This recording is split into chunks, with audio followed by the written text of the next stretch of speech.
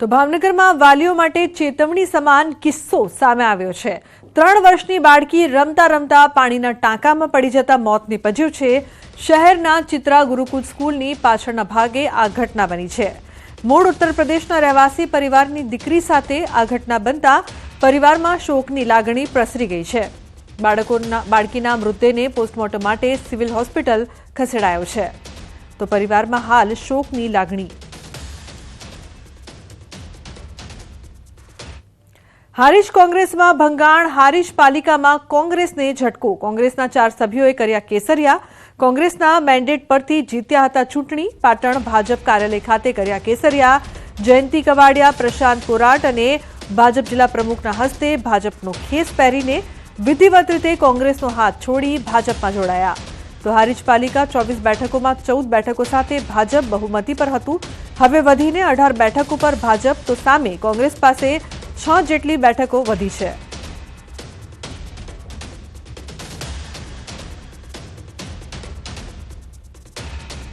તો વેરાવળમાં ફરી ચાલ્યું તંત્રનું બુલડોઝર। શંખ સર્કલ નજીક દબાણ હટાવવાની કામગીરી। ખુલ્લી કરાયેલી જમીન પર તાર ફેન્સિંગ કરાયું। નવું બસ સ્ટેશન બનાવવા હટાવાયા દબાણ।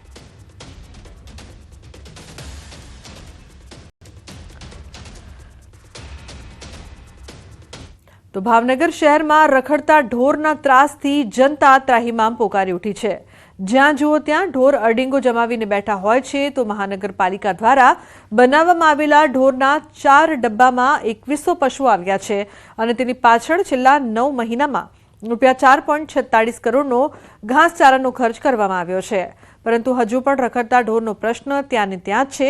આ રખડતી રંજાડના કારણે કેટલાય લોકોના અકસ્માત થયા છે, જેમાં કેટલાય લોકોના મૃત્યુ પણ થઈ ચૂક્યા છે। તો મહાનગરપાલિકા દ્વારા રખડતા ઢોર પકડવા જે એજન્સીને કોન્ટ્રાક્ટ આપ્યો હતો તે એજન્સીએ પણ કોઈ ઢોર પકડ્યું નથી, જેથી મનપાના એકલ દોકલ કર્મચારીઓ શહેરમાંથી રોજના 7 થી 8 ઢોર માંડ પકડે છે। પ્રજાના કરોડો રૂપિયા પશુઓના ઘાસચારાના નિભાવ પાછળ ખર્ચ કરવામાં આવે છે, પરંતુ શહેરમાં રખડતા ઢોરનો ત્રાસ આજે પણ યથાવત જોવા મળી રહ્યો છે। ભાવનગરની અંદર વર્ષે 6.5 થી 7 કરોડ રૂપિયા જેવો ખર્ચ ઢોરની પાછળ ખર્ચ્યો, છતાંય ભાવનગરની અંદર ઢોરની સમસ્યા જ્યાં જોઈ ત્યાં તમને ઢોર સામા મળશે। ખૂટિયાનો ત્રાસ, માણસ વૃદ્ધ લોકો તો બહાર નથી નીકળી શકતા અને નાના નાના ભૂલકાઓને ગાયો ઉડાડે છે એવા વીડિયા ફરતા થઈ ગયા છે। આ ઢોરનો ત્રાસ દૂર કરવા માટે ભાવનગર મહાનગરપાલિકાની ટીમ દ્વારા દૈનિક ધોરણે ઢોર પકડવાની કામગીરી કરવામાં આવે છે અને એના જ કારણે છેલ્લા 1 વર્ષમાં આપણે લગભગ 4000 ઉપરાંત ઢોર પકડી અને ડબ્બામાં પૂરેલા છે અને હાલ આપણે 4 ઢોર ડબ્બા નિભાવીએ છીએ અને એમાં 2100 જેવા પશુઓ હાલ છે। અન્ય સમાચાર, ગીર સોમનાથથી સૂત્રાપાડાના ગુંદાળા ગામના યુટ્યુબર પર હુમલાનો મામલો।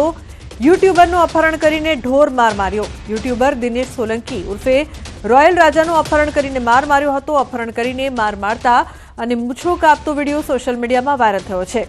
આરોપીઓએ અલ્ટો કારમાં અપહરણ કરી એક ગોળના રાબડા પર લઈ ગયા હતા, જ્યાં મારામારી યુટ્યુબરની મૂછો કાપવામાં આવી હતી। સમગ્ર ઘટનાનો વિડીયો સોશિયલ મીડિયામાં વાયરલ થયો છે। ઘટનામાં યુટ્યુબરે કુલ 13 લોકો સામે ફરિયાદ નોંધાવી હતી, જેમાંથી અત્યાર સુધીમાં 7 આરોપીઓની પોલીસે ધરપકડ કરી છે। તો સંવાદદાતા દિનેશ જોડાયા છે વધુ માહિતી આપવા માટે। દિનેશ, શું છે સમગ્ર મામલો? જી બિલકુલ રૂપના, ઘટના થોડા દિવસ પહેલાની છે કે જે ગીર સોમનાથ જિલ્લાનો એક યુટ્યુબર છે જેમનું રોયલ રાજા તરીકે ઓળખાય છે અને તે વ્યક્તિનું પ્રાચીના ઘંટિયા નજીકથી કેટલાક શખ્સો દ્વારા કારમાં અપહરણ કરી અને તેમને એક ઢોર બનાવવાનો જે રાબડો હોય છે ત્યાં આગળ લઈ ગયા હતા અને ત્યાં એમને ઢોરમાર મારવામાં આવ્યો હતો અને ત્યાં એમની મૂછો છે તે તેમના વાળ છે તે પણ કાપવામાં આવ્યા હતા।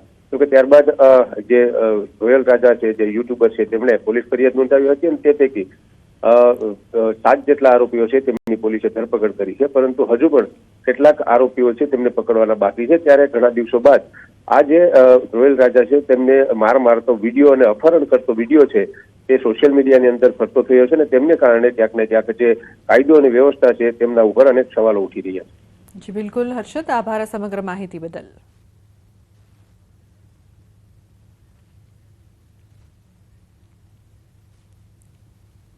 અને મહત્વપૂર્ણ સમાચારની વાત કરીએ તો હર્ષદના દરિયા કિનારેથી શિવલિંગ ચોરનારા 4 ઝડપાયા. આરોપીઓ શિવલિંગ ચોરીને હિંમતનગર લઈ ગયા હતા. આરોપીની ભત્રીજીએ કરી હતી વાત. શિવલિંગ ઘરે સ્થાપવાથી પ્રગતિ ફાયદો થવાની કરી હતી વાત. આરોપીઓએ મંદિરમાંથી શિવલિંગ ચોરવાની યોજના બનાવી હતી.